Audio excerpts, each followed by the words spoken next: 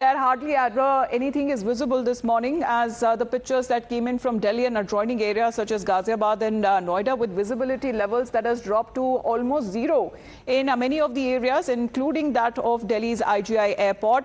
which has also issued an advisory on possible impact on disruptions and delays in the flights there. There you can see the pictures that are coming in from early this morning. The air quality, on the other hand, was further deteriorated. It was hovering around as far as the categories of very poor and severe. And right now, as it is being recorded, the air quality or the AQI is currently at 409, which is in the severe category, according to the National Air Quality Index. Now, Delhi and other NCR areas like Noida, Ghaziabad, even when it comes to Gurugram, has seen this blinding fog that was witnessed previously at the beginning of this year on the 2nd and the 3rd of January, where the visibility reduced to zero in certain parts for unprecedented 9-hour stretch. However, this morning doesn't seem to be any different when we are looking at alerts as well that have now been sounded on part of the IMD as dense fog has engulfed the national capital. Let's take a look at this ground report.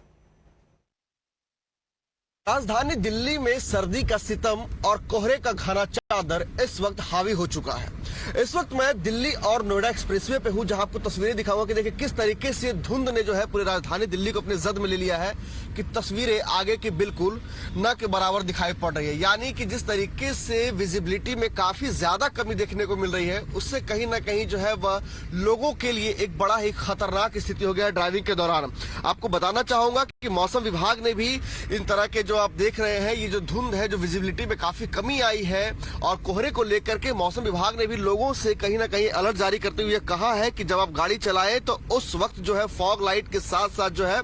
वो headlight को भी इस्तेमाल करते रहे। साथ ही साथ जो है उन्होंने कहा है कि गाड़ी की जो गति है उसे भी कंट्रोल में चलाएं। यानी कि जिस तरीके से लगातार जो है वो कोहरे की स्थिति चारों तरफ राजधानी दिल्ली में दिखाई पड़ रही है, वह लोगों के लिए बेहद ही खतरनाक माना जा रहा है। मौसम विभाग ने पहले ही कोहरे को लेकर के ऑरेंज अलर्ट जारी किया है और ऐसे में देखिए कि सड़कों पर गाड़ियों की रफ्तार कैसे कम हो चुकी है। लोग जब यहां से गाड़ी सड़कों पे चला रहे हैं, जब गाड़ियां गुजर रही तो आप देख सकते हैं कि गाड़ियों के जो है वो